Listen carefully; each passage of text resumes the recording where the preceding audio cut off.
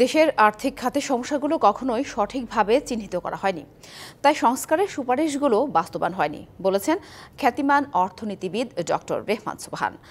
রাজধানীতে অর্থনীতির কৌশল নিয়ে আয়োজিত এক সেমিনারে তিনি এসব কথা বলেন।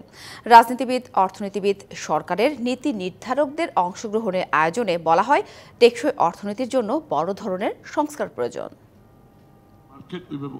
অর্থনীতির কৌশল পুনর্নির্ধারণ বিষয়ে সোমবার রাজধানীর ব্র্যাক সেন্টারে সেমিনারের আয়োজন করে Centre for Policy Dialogue CPD. আয়োজনে বিশিষ্ট অর্থনীতিবিদ ডক্টর রেহমান সোবহান সহ রাজনীতিবিদ, ব্যবসায়ী ও বিশিষ্টজনেরা অংশ নেন। অর্থনীতিবিদরা বলেন, টেকসই অর্থনীতির জন্য এখন দরকার বড় সংস্কার। You need to prioritize, make choices, and say this is the reform strategic framework. So that's the protectionist regime that we are facing. অতীতে আর্থিক খাতের কোনো সংস্কারের সুপারিশ বাস্তবায়ন হয়নি বলেও মন্তব্য করেন অর্থনীতিবিদরা। দেশের আর্থিক খাতের সমস্যাগুলো কখনোই সঠিকভাবে নির্ণয় করা হয়নি, এজন্য প্রকৃত সমস্যা ধরা পড়েনি, তাই সমাধানের উদ্যোগগুলো টেকসই হয়নি। বিগত সময়ে অপ্রয়োজনীয় প্রকল্প ও টাকা পাচারের মাধ্যমে অর্থনীতিকে পঙ্গু করা হয়েছে বলে মন্তব্য করেন বাণিজ্য উপদেষ্টা।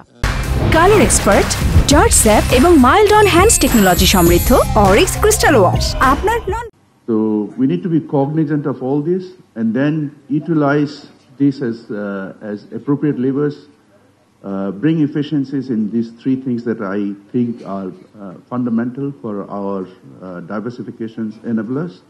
বিএনপি ক্ষমতায় গেলে ব্যবসা বাণিজ্যে আমলাতান্ত্রিক জটিলতা নিরসনের প্রতিশ্রুতি দেওয়া হয় অনুষ্ঠানে। বাংলাদেশ থেকে টাকা নিয়ে যাবে, তো টাকা কি নিয়ে যায় নাই? টাকা তো নিয়ে গেছে ঠিকই, বিকজ আমরা ট্রান্সপারেন্সি রাখি নাই, আমরা ওপেননেস রাখি নাই, আমরা লিবারালাইজ করতে পারি নাই, টাকা নিয়ে গেছে অন্য পথে। আমি যদি এটা ওপেন করে দিই, ইটস ট্রান্সপারেন্ট, টাকা আসবে, টাকা যাবে, that is how economy performs.